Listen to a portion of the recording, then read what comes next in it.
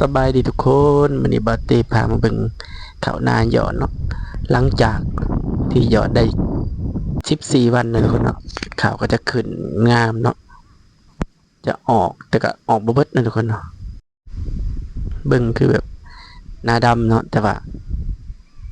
เป็นนาหยอดลูกกิ้งทุกคนเนาะติดตามกันหลังจากหยอดแล้วข้าวออกได้14วันฝนก็ตกลงมาเนาะเฮ็ดให้น้ำอ่างเลยทุกคนน้ำอ่างเต็มหมดเนี่ย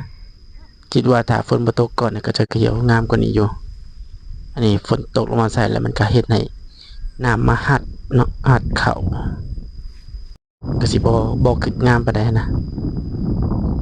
ก็ฟังเบิ่งเนาะติดตามตอนต่อไปว่ามันจะเป็นใดแน่นอนแหละเนาะก็ต้องหญ้านี่ต้องมาก่อนล่ะเพราะว่าบาเตบ่ได้ฉีดคุมหญ้าเด้ถ้าฉีดคุมหญ้าก่อนนี่ก็จะใครแน่เนาะก็ติดตามไปนำกันนะทุกคนเนาะว่าจะเป็นแนวใดเนาะก็ขอจบคลิปเพียงเท่านี้เลยทุกคนเด้อติดตามต่อไปเด้อ